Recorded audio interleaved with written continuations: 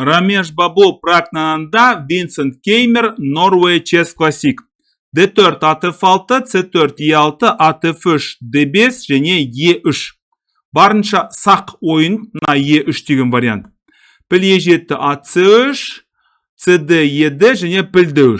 AC6 және H3. Мен енді Винсенттің неге мына атты C6-ға қойғанын түсініп тұрған жоқпын, бірақ сондадым.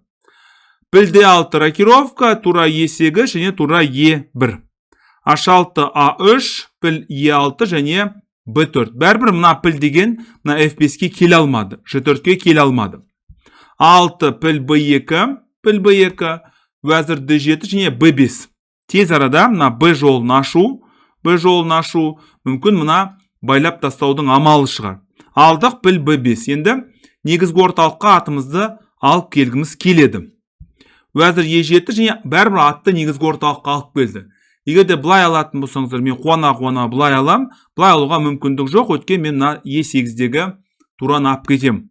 Алдық. Піл C6, алдық және ат C6. Бұл жерде ақтардың кішігірім болса да басымдығы бар. Қаралар деген шабуыл жасай алмайды. Бұл үздік шахматшылардың бір сонда ерекшелігі бар. Кішігірім болса да басымдыққа қуанады. Біз болса енді бұны керемет түсінеміз деп айта алмаймыз, себебі осындай көзге көрінбейтін мәселелер бұлар үшін маңызды. Вәзір D6 ат негізгі орталыққа келді. Тура C8 және тура B1. C5. Мүмкін үйден осы 22-23 үріскейдің дайындап келген шығар. Ат B5, алдық, піл F5 және тура B3, ат D4. Сонымен шах, патша H2. Енді былай қарасаңыздар, барлығы шахмат тақтасы кішейіп қалды. Былай қарасаңыздар, барлығы осы патша қанатында жүзеге асырылатын сияқты болып көрінеді. Бірақ бұл жерде оқшауланған сарбаз бар, және мына піл әзірше өзінің бір жақсы, бір тұрақты бір жерін таппады. Піл E6, тура B6, тура F1 және F4. F4, біз енді Гарри Нельсон Пилсберидің сақинасын есімізге түсіреміз. H5, міне, дәл қазір бәрі дұрыс болған, бәрі тамаша болған, бірақ осы жерде қателесті. H5. Енді өрескел қате деп айтуға болады.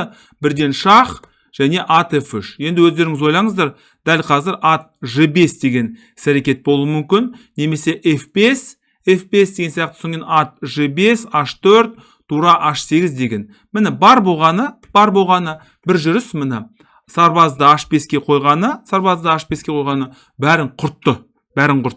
Бұлай шах және ат F3. Бұлай F5. Енді мына патшаның шығуына мүмкіндік бермей тұр. Піл D7, тура D8 және ат негізгі орталыққа келді. Мына жерге де шабуыл жасауға болады, және мына жерге де шабуыл жасауға болады, және мат қоюға да болады деген ойдамын.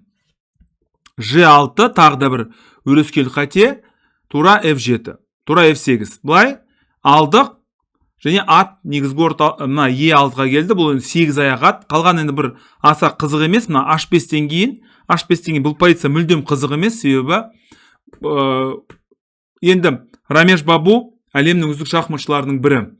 Сол себепті бұндай басымдықты олар ешқашан жібермейді. Себебі олар осындай мүмкіндікті күтеді. Және бұлай шах және ат бұлай. Алдық. Қалған енді бір ауыз толтырып айтатын әңгіме емес, себебі ақтардың басымдығы айқын. G4 шах бұлай және осымен ойын аяқталды. Көрдіңіздер ме? Бір ғана жүріс, мына жерде мысалы сіздер деген атыңызды негізгі орталыққа алып келсеңіз, онда керемет болар еді. Бірақ әттең-ай, бұл жерде қателесті, H5 деп жүрді. H5-тен кейін шах және ат F3, осымен ойын бітіп қалды ғой.